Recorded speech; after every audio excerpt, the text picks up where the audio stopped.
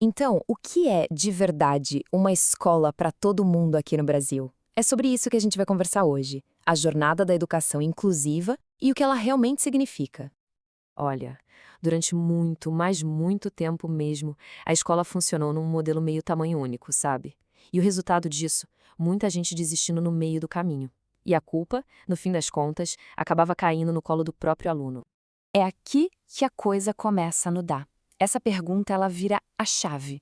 Ela questiona a base de tudo e abre a porta para um jeito completamente novo de enxergar a educação.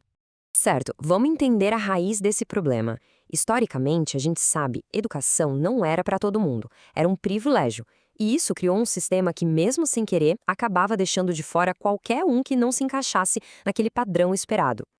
E aí vem o grande paradoxo. A escola se tornou, em tese, universal. As portas se abriram. Só que lá dentro, as mesmas práticas de separar, de selecionar, elas continuaram. E com isso, o fracasso escolar de muita gente passou a ser visto como algo normal. O que é um absurdo, né? Então, essa situação toda forçou uma mudança de pensamento. E é aí que surgem dois conceitos que são fundamentais para a gente entender essa história: integração e inclusão. A primeira ideia que surgiu foi a de integrar. Só que na integração, a responsabilidade era toda do aluno. Era ele que tinha que se virar para se adaptar a uma escola que, no fundo, não mudava nada. E olha só essa analogia, que é perfeita para entender a diferença. Na integração, é como se o aluno fosse convidado para a festa, mas ninguém tira ele para dançar. Ele está lá, mas está no canto. Já na inclusão, ele é chamado para dançar. É sobre participar de verdade, sobre se sentir parte do todo. Então, percebe? O ponto central aqui é que inclusão não é só colocar o aluno dentro da sala de aula. É muito mais do que isso. É uma virada de chave, uma transformação completa da escola, do currículo, do jeito de ensinar, tudo para acolher de verdade a diversidade de cada um. E claro, essa mudança não foi de uma hora para outra, né? Ela é fruto de uma caminhada longa, de muita luta por direitos humanos aqui no Brasil. Essa linha do tempo mostra bem essa jornada. A gente sai de lá do império com instituições separadas para cegos e surdos e vai avançando. Mas o grande marco, o ponto de virada mesmo, é a Constituição de 88. É ela que crava educação é direito de todos. E a partir dali, com acordos internacionais e novas políticas, como a de 2008, o caminho para a inclusão foi se consolidando.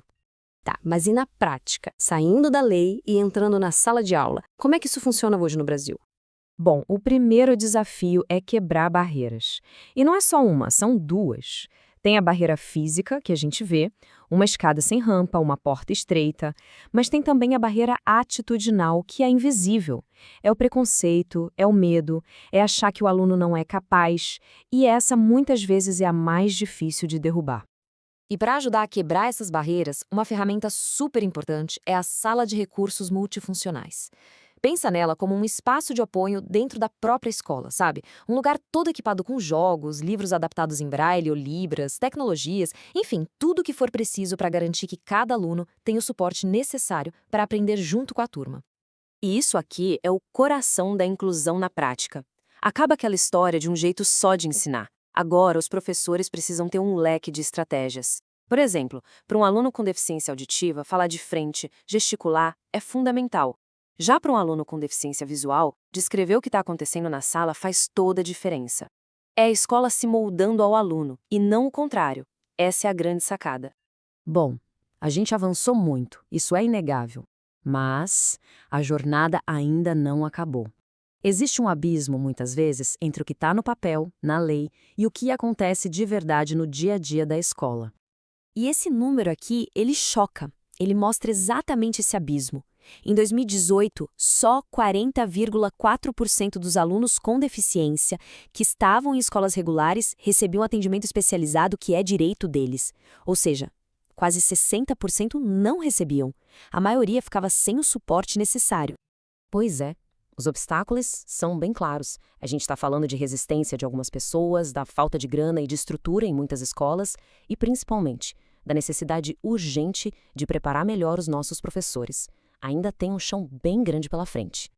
E tudo isso nos leva a uma pergunta final, que é a que realmente importa. O que a gente precisa fazer para construir uma escola onde cada aluno, sem exceção, se sinta de verdade em casa? Porque, no fim das contas, isso não é só uma política pública. É sobre garantir o direito mais básico de todos, o de aprender, de crescer e de fazer parte da sociedade.